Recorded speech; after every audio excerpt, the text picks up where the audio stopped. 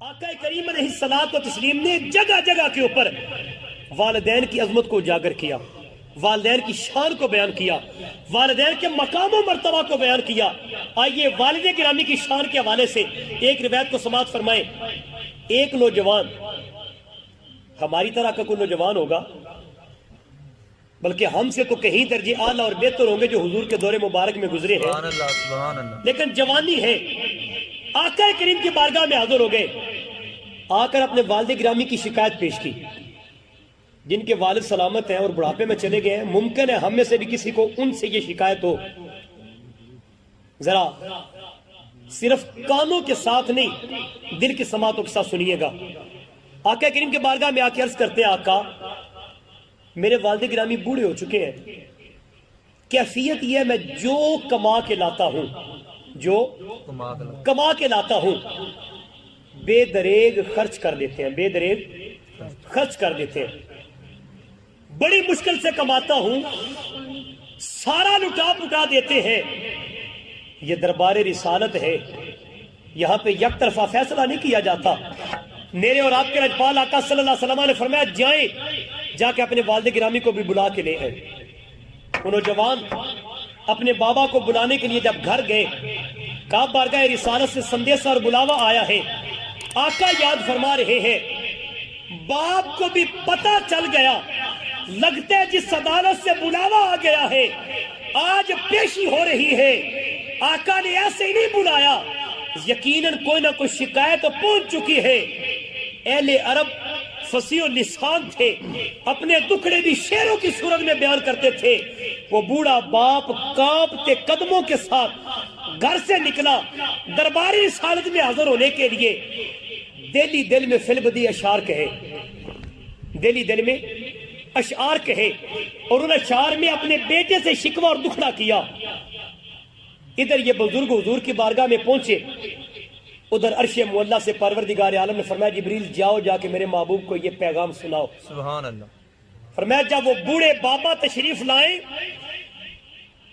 ان سے ان کا حال پوچھنے سے پہلے انہیں یہ کہیں کہ وہ اشعار سنائیں جو آتے ہوئے دل ہی دل میں بیان کر رہے تھے۔ سبحان اللہ سبحان اللہ۔ جب وہ بزرگ تشریف لائے، میرے لجپال آقا صلی اللہ علیہ وسلم نے فرمایا آپ کا دکھڑا بعد میں سنیں گے، آپ کی کہانی بعد میں سنیں گے، پہلے یہ بتائیں چلتے چلتے جو اپنے ساتھ باتیں کرتے کرتے اشعار پڑھے ہیں، پہلے وہ اشعار سنائیں، اس کے بعد آپ کا دکھڑا سنیں گے۔ سبحان اللہ سبحان اللہ۔ اب حیران وہ بھی ہے، کلام کسی سے نہیں کیا، بات کسی سے نہیں کی، معافی ضمیر کسی کے سامنے نہیں بیان کیا۔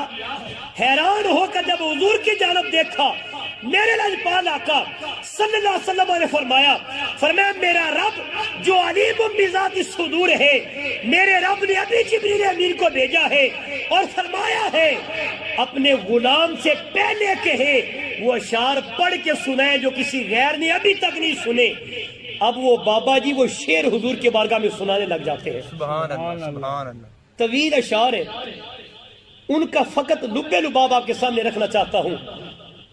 پہلے شعر میں وہ بزرگ اپنے بیٹے کو مخاطب کرتے ہیں، پتر اے میرے لختے جگر، اے میرے بیٹے، جب تو پیدا ہوا تھا، تیرے پیدا ہونے کے دن سے لے کر ہم نے اپنے لیے جینا چھوڑ دیا، فقط تیرے لیے جیتے رہے۔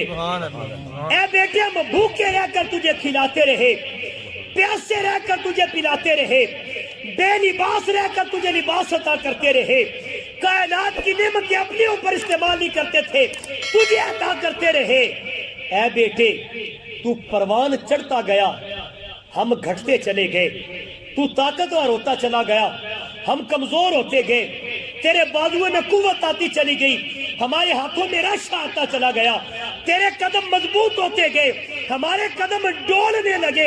اے بیٹے جب سے پیدا ہوا ہے ہم فقط تیرے لیے جیے ہیں، اپنے لیے جینا چھوڑ دیا ہے۔ یہ دکھڑا وہ بابا جی حضور کے بارگاہ میں عرض کر رہے ہیں۔